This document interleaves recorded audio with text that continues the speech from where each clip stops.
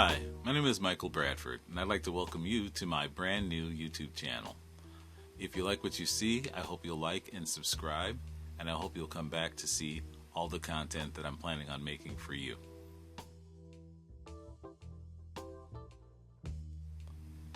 In down-tempo music, you always hear something that I think of as cinematic tension.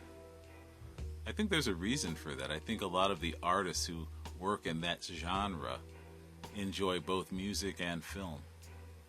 And I think a lot of the films that are referred to sonically when you listen to down-tempo music are classic films, film noir, French films, and even some of the classic films of Alfred Hitchcock.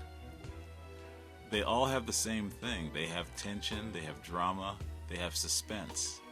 And I think that's what makes them sound so cool. I also think that's what makes them sound so great at 3 o'clock in the morning. I think it always sounds somehow like a back street somewhere or a staircase leading to who knows what. But you can't not go. I think that's where down-tempo music really has its strength. I think it's sort of what I like to call the theater of the mind. And a lot of that music is so atmospheric too. So including down-tempo and trip-hop type music, you also bring in other groups that are more psychedelic, bands like Pink Floyd, in a contemporary sense. The music still has a dramatic, cinematic feeling. You can close your eyes and feel like you're making a movie in your own head if you want to.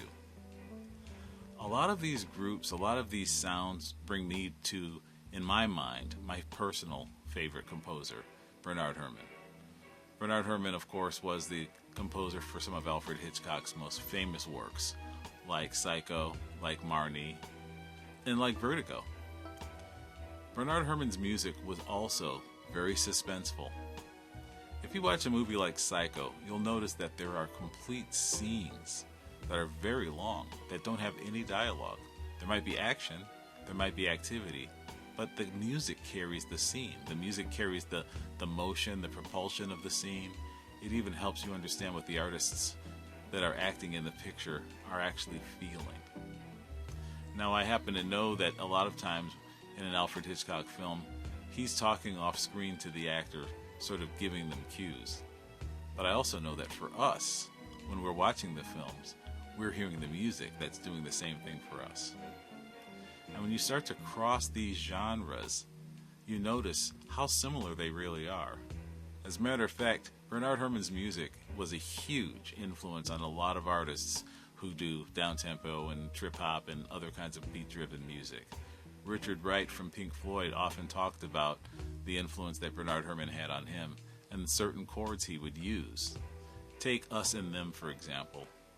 The song is in the key of D, but the first chord is just a standard D, the second chord is a D6, but the third chord is the classic Bernard Herrmann chord. It's a D minor with a major 7. If you think of any chord in Bernard Herrmann's music, that's probably the one that you think of. There's a certain type of structure that gives you drama and tension and makes you want to know what's going to happen next. What I've done is I've studied this music for several years. I've actually finished an album of my own that's based on some of the music of Bernard Herrmann. It's called The Man Behind the Curtain, and it's 8 pieces of Bernard Herrmann's music, ranging from Psycho to Marnie to Vertigo, and even the original Twilight Zone theme that Bernard Herrmann wrote before the more famous guitar version was adopted by CBS for the Twilight Zone. What I wanted to do at first was a remix of Bernard Herrmann.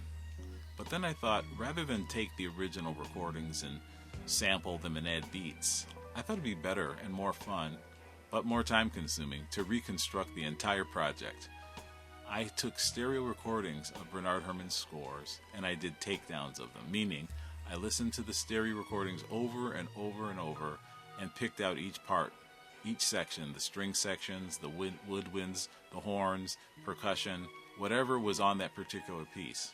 And there's a real wide range because some pieces, like the music from Psycho, were only strings and a pretty small string section at that.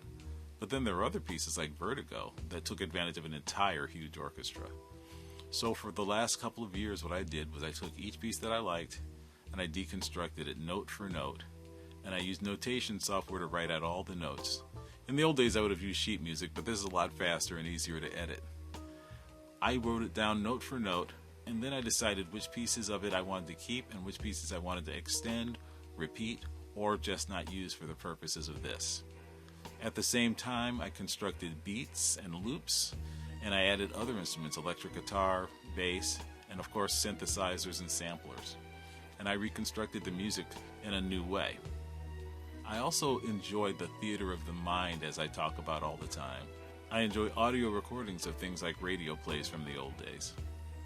When you listen to Beatles records or Pink Floyd records, sometimes you'll hear these voices that come out of nowhere that are speaking. And that comes from the old radio plays that they used to enjoy listening to when they were young. And I enjoyed it too. So I thought if I can combine some of that along with everything else, I'd have a really immersive project. And that's what I did. I called a couple of good friends of mine who happen to be great actors. I called Creed Bratton, who you know from The Office, but he was also in a band called the Grassroots in the 60s and 70s, and they had a lot of big hits. And I also called a friend of mine, Alicia Witt, who I'm sure you all know from movies like Long Legs, but she started out as a child actor in the original David Lynch version of Dune. She was in the original David Lynch Twin Peaks, and she's been in quite a few things ever since. She's also a very celebrated recording artist and a virtuoso piano player. I'm making a recorded video series right now, and this is the first episode, about my album, The Man Behind the Curtain.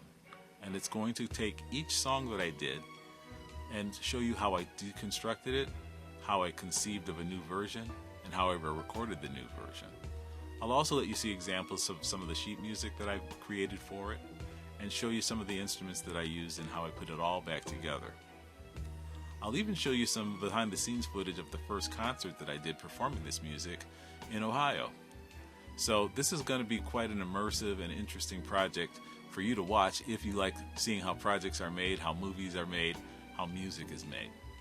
And I'm also going to have a couple of interesting friends join me, including one fellow who spent many years working as the director of the Bernard Herrmann Estate. And he's going to have a lot of very interesting insight on what it took for Bernard Herrmann to do all the various things he did. So, please like and subscribe this channel, Michael Bradford Official, if you're watching on YouTube. And I hope you'll stick with me so you can enjoy all of the episodes to come. But for now, thank you very much, and keep listening to music. There's nothing like it.